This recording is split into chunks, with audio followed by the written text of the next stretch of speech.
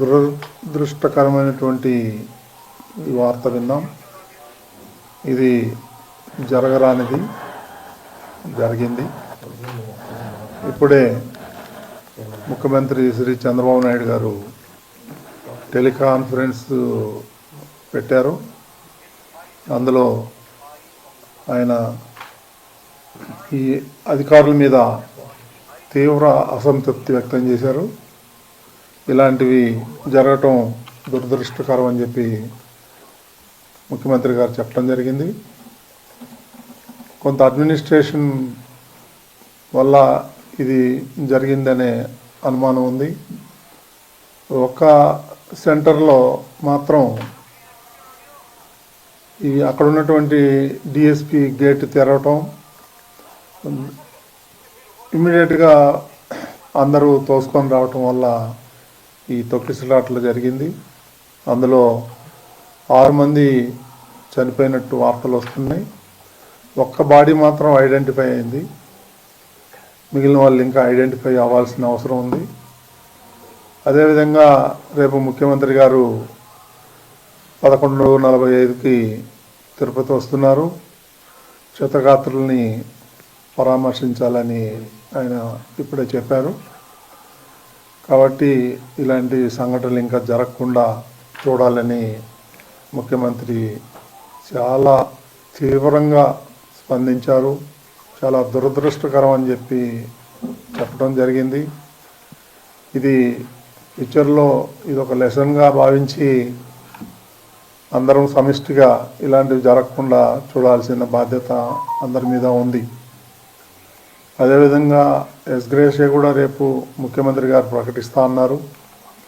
ఇక అక్కడ పరిస్థితి ఎలా ఉందో కూడా ఎప్పటికప్పుడు ముఖ్యమంత్రి గారు తెలుసుకుంటున్నారు. సో ఇది పునరావృతం కాకుండా చూడమని చెప్పి చాలా సీరియస్గా వార్నింగ్ ఇచ్చారు. సో ఇప్పటికీ ఇంతకన్నా మనం చెప్పాల్సిందేం లేదు. చాలా దురదృష్టకరం. రేపులే ఎల్లుండి పండగ ఉంది. సో మొన్న రోజు జరగటం చాలా బాధేస్తుంది. ఇలాంటివి జరగకుండా ఉండాల్సింది, కానీ దురదృష్టవశాత్తు ఇది జరిగింది. దాన్ని మనం ఏం చేయలేం. దైవ నిర్ణయం. మనం ఖండించటం తప్ప, వాళ్ళకి ఏదైనా సాయం చేయటం తప్ప మనం చేయాల్సిందేమీ లేదు. ఫ్యూచర్లో ఇవన్నీ కూడా జరగకుండా పక్కాగా పకడ్బందీగా ప్లాన్ చేసుకొని ముందుకెళ్లాల్సి ఉంటుంది.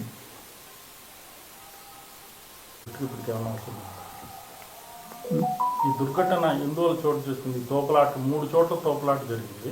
ఇది ఎందువల్ల చోటు చేసుకుందని మీ ప్రాథమికంగా ఉన్న మీకన్నా సమాచారం వచ్చింది?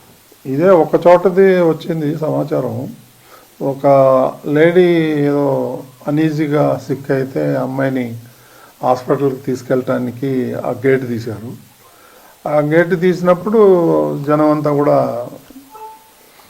ఒకటేసారి రావటంతో తొక్కిసలాట జరిగింది ఒక ప్లేస్లో. మిగిలిన 2 ప్లేస్లో ఇన్ఫర్మేషన్ రావాల్సి ఉంది. అంత అధికారులు ఉన్నారు అక్కడ. కలెక్టర్ ఉన్నారు, ఈఓ ఉన్నారు, అందరూ ఉన్నారు అక్కడ, ఎస్పీ ఉన్నారు. ఇప్పుడే అందరూ సీఎం ఆఫీస్ కానీ డీజీపీ కానీ వీళ్ళందరూ కూడా టెలికాన్ఫరెన్స్లో మాట్లాడటం జరిగింది. చూడాలా ఇంకా ఫర్దర్గా ఏం జరగబోతుంది అనేది వేచి చూడాల్సింది.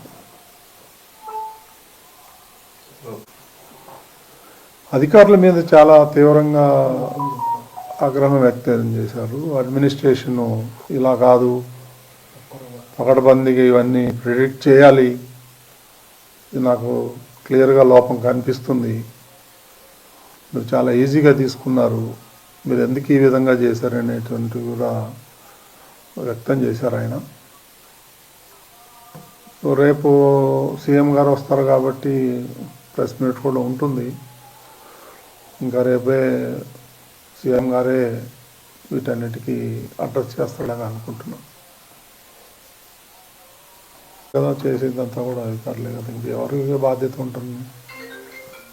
ముందర రోజు నిన్న కూడా నేను మీటింగ్ కాల్ఫర్ చేశాను అధికారులతో. ఏం చేస్తున్నారు ఏంటి నేను అడగటం కూడా జరిగింది. చాలా ఈజీగా తీసుకోవద్దండి మీరు, నాకు ఇన్ఫర్మేషన్ ఉంది గొడవలు జరుగుతాయేమో అని. అందుకని నేను ఈరోజు మార్నింగ్ కూడా ప్రెస్ మీట్లో అదే చెప్పాను. తిరుమలకి రానివ్వరేమో, దర్శనాలు కావేమో అనేటువంటి రూమర్ బాగా సోషల్ మీడియాలో స్ప్రెడ్ చేశారు. అందుకే నేను మార్నింగ్ కూడా దాన్ని ఖండించాను నేను మీ అందరి ముందరే. అలాంటిది ఎవరు ఉండదు, ఎవరైనా రావచ్చు తిరుమలకి, దర్శనంకు మాత్రం టోకన్లు ఉండాలి తప్ప తిరుమలకి రావద్దని ఎవరు అనలేదు. ఎవరైనా రావచ్చు అని పొద్దున్నే నేను స్టేట్మెంట్ కూడా ఇచ్చాను. నాకు తెలుసు ఏ గొడవ అవుతుందేమో అనే నాలో అనుమానం ఉంది. నేను అధికారుల దగ్గర కూడా వ్యక్తం చేశాను. ఎస్పీ దగ్గర కూడా నేను టెంపుల్లో కనిపిస్తే చెప్పాను, మీరు ఆషామాషిగా తీసుకోవద్దండి, దీన్ని జాగ్రత్తగా చేయండి. అప్పుడు అన్నారు వాళ్ళు 5,000 మంది పోలీసులను పెడుతున్నామండి, మేము చూసుకుంటామండి, అది ఇది అని అన్నారు నాతోని. ఇది దురదృష్టకరం. ఇప్పుడు ఎవరిని మనం నిందించలేము, ఒకలా ఇద్దరా అనేది. ఇది పొరపాటు జరిగిపోయింది, మరి దానికి చింతించడం తప్ప మనం చేసేదేం లేదు ఈ టైంలో. ఇప్పుడు కుట్రేమి ఉండవండి దీంట్లో, ఎందుకు ఉంటాయి కుట్రలు కానీ అవన్నీ అబద్ధాలు. ఇది యాక్సిడెంట్, ఎవరు కావాలని ఎవరు చేయరు. ఇది it is an purely accident. TTD తరఫున ఎగ్జిబిషన్ పట్టిస్తారు సార్. రేపు ముఖ్యమంత్రి గారు ప్రకటిస్తారు. కొంతమంది ఉన్నారు, ఇంకో 20-25 మంది క్యాజువాలిటీ అడ్మిట్ అయ్యారు. రుయా హాస్పిటల్లో కొంతమంది, సిమ్స్లో కొంతమంది ఉన్నారు. చూడాలి, నేను కూడా వెళ్తాను, వెళ్ళి చూసేసి వస్తాను. అక్కడ బాగా టెన్షన్గా ఉంది, అందరూ ఉన్నారు, యంత్రాంగం, జిల్లా యంత్రాంగం అంతా అక్కడే ఉంది.